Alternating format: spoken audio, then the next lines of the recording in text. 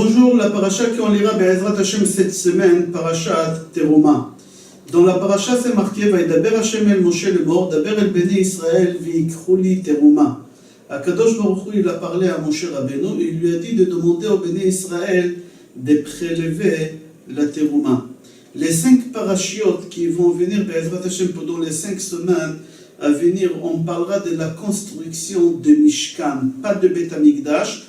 Le Beth Amikdash, c'est Shlomo HaMelech qui a construit le premier Beth Amikdash. Il y a le deuxième Beth Amikdash, le premier et le deuxième, ils étaient à Yerushalayim. Le Mishkan, c'était pendant les 40 ans qu'on était dans le désert. Les 5 parachiotes qui vont venir, on va parler que de la construction de Mishkan. On pose la question, pourquoi autant de psukim? Pourquoi des centaines de mots qui étaient écrits pour la construction des Mishkan?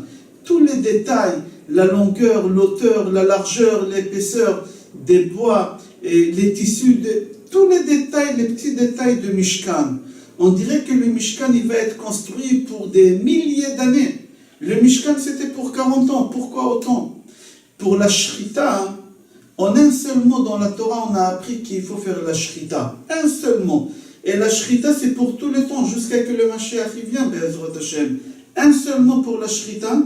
Et pour le Mishkan, que c'était pour quelques années, pour 40 ans, tu as écrit autant de psukim, autant de mots. Et pour la Shrita, Vezavarta, un seul mot, Vezavarta, on apprend la Shrita. Pourquoi ça? Encore une question, on pose la question, à quel moment Moshe Rabbeinu, Akadosh Baruch Hu, il a ordonné de faire le Mishkan? Est-ce que c'était avant le Vaudor ou après le Vaudor? La question qu'on demande, Rashi dans Parashat Kitissa Perek Lamed Aleph Pasuk Yutret dit que le Vaudor il était avant l'ordre de construire le Beth Amikdash. D'abord on a fait le Vaudor, après le Vaudor Akadosh Baruch Hu il a dit à Moshe Rabbeinu qui construit le Mishkan. Et il ramène la preuve. Rashi il dit que le 17 Tammuz, ils ont fait, et Moshe Rabbeinu il a brisé les tables de la loi. À Kippour, Akadosh Baruch Hu, il a pardonné comme il est dit, Vesalarti kidvarecha, Akadosh Baruch Hu, il nous a pardonné. Et le lendemain, c'est Vayakhel Moshe, la paracha de Vayakhel. Et quelques temps après, le Aleph Nissan, c'était l'inauguration de, le premier Nissan, c'était l'inauguration de Mishkan. C'est-à-dire d'après Rashi, d'abord on a eu le Vaudor et après le Mishkan. Le Midrash dit qu'Akadosh Baruch Hu, d'abord il a ordonné faire le Mishkan et après le Vaudor il était, mais dans tous les cas, le Midrash dit En mukdam u meochar batorah, qu'il n'y a pas d'ordre dans la Torah. Des fois on peut parler des choses qui ont passé après et on peut inverser les choses, c'est-à-dire les temps. Et on peut pas donner une réponse précise parce que la Torah elle n'est pas écrite en ordre. C'est possible qu'il y ait des choses qui ont passé plus tard qu'on les a écrites sur des choses qui ont passé avant. Et après on a écrit les choses qui ont passé avant, on les a écrites après. En mukdam u meochar batorah. Le Sforno dit, s'il n'avait pas le Vaudor, on n'aurait même pas besoin de construire le Mishkan. C'est-à-dire d'après le Sforno, si on a construit le Mishkan, on l'a construit seulement après le Vaudor. On a eu l'ordre qu'après le Vaudor, c'est suite au Vaudor qu'on a eu l'ordre de construire le Mishkan. Pourquoi? Parce qu'il dit qu'Akadosh Baruch Hu, il n'avait pas besoin qu'on construise le Mishkan pour qu'il habite là-bas. Akadosh Baruch Hu, il habitait chez chacun, chez lui. Akadosh Baruch Hu, il habitait chez chacun, comme c'est marqué, Bechol hamakom asher azkir et shemi avo elecha ou birachticha. Dans chaque endroit où je dirai mon nom, je viendrai vers toi. C'est-à-dire dans tous les endroits où c'est Kadosh, je viens. Le Ramban dit qu'en réalité, Moshe Rabbeinu, il a reçu l'ordre de construire le Mishkan quand il est monté au Mont Sinaï la première fois.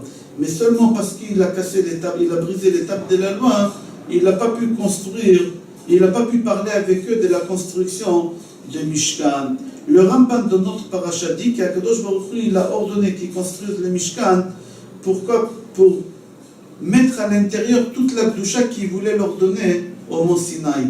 Puisqu'ils ont fait le veau d'or, alors Akadosh Baruch Hu, il a dit toute la Kedusha que je voulais mettre chez chacun, je le mettrai dans le Mishkan.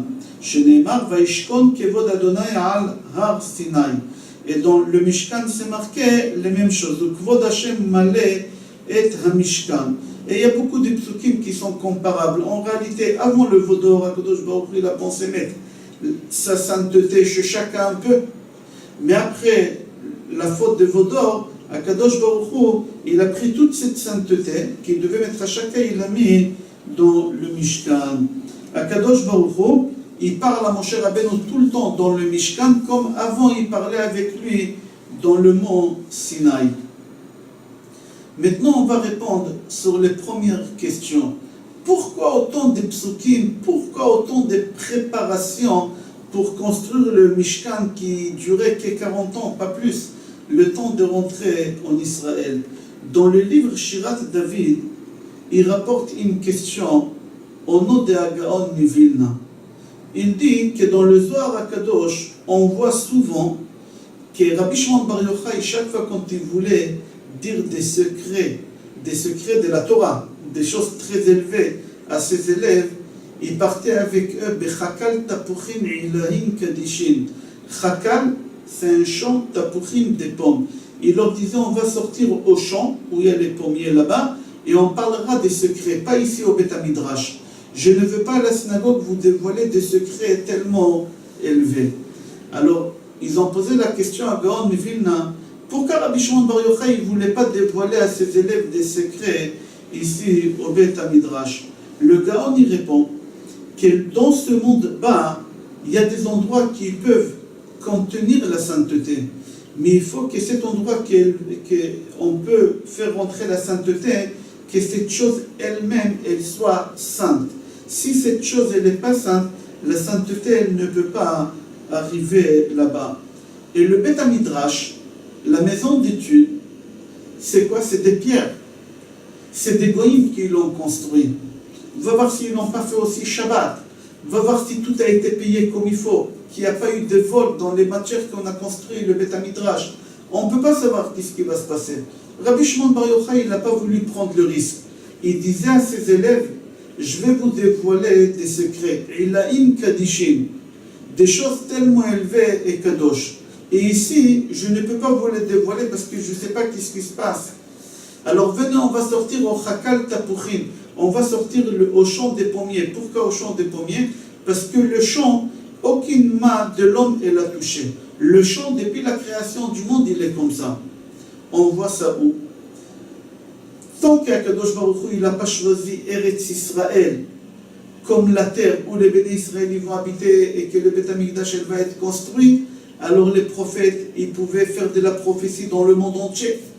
Mais à partir du moment qu'Akadosh Baruch Hu, il a choisi Eretz Israël comme le pays de la sainteté, alors les prophètes, ils ne pouvaient pas avoir des prophéties ailleurs, dehors d'Israël. Qu'en Israël, ils pouvaient faire la prophétie.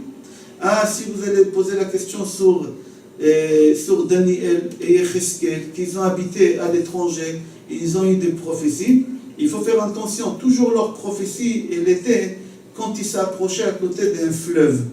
Dès qu'ils étaient à côté d'un fleuve, ils avaient la prophétie. Pourquoi?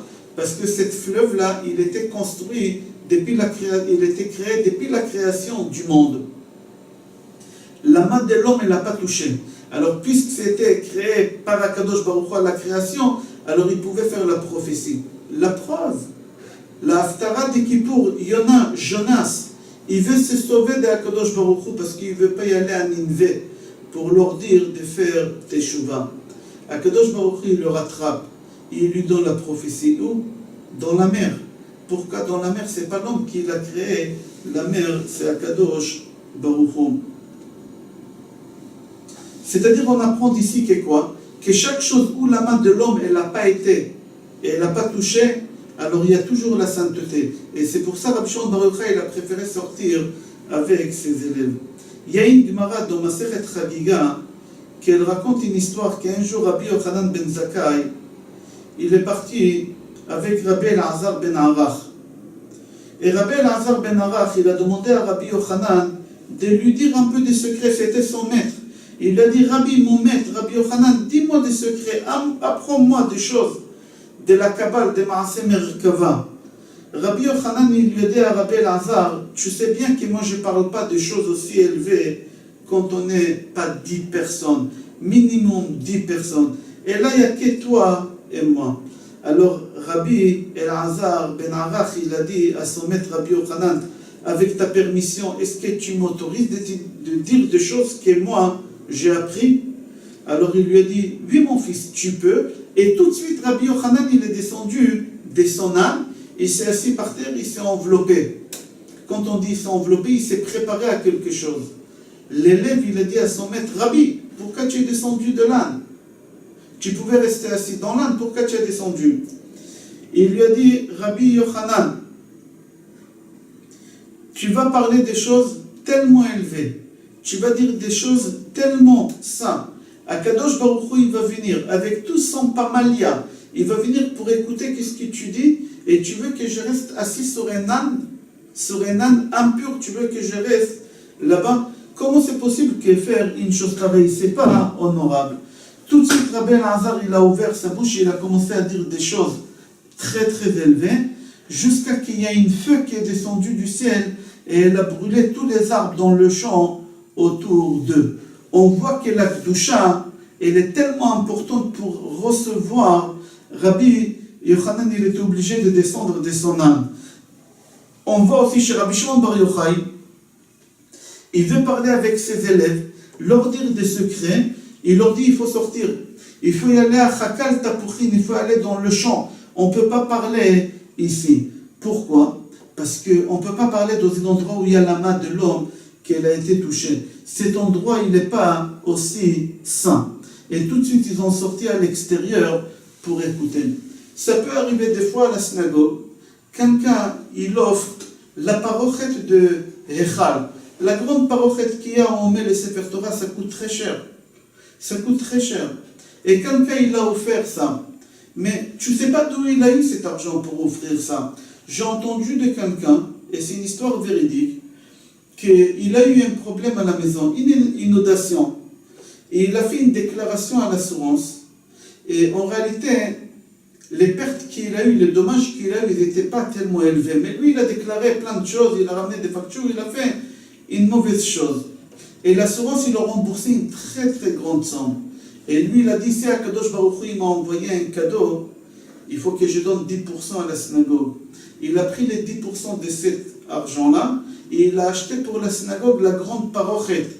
Et là-bas, il a écrit, offerte par... Je lui dis, c'est pas offert par... Il ne faut pas marquer ton nom. Il faut marquer là-bas, offert par Assurance Menorah. C'est eux qui ont payé ça, c'est pas toi. Tu leur as fait un coup, tu leur as volé l'argent, c'est pas toi qui tu as offert. Des fois, ça peut arriver qu'il y a des gens qui achètent avec de l'argent pas caché des sidourim. On ne peut pas prier dans ces sidourim-là. La prière, elle ne va pas passer le plafond. Le cours prochain, Be'ezrat Hashem, on va développer tout ça. Le cours qui suit, Be'ezrat Hashem, demain, on va développer ça. Je vous souhaite Shabbat Shalom, Bracha Ve'atzlacha et Kol Tov.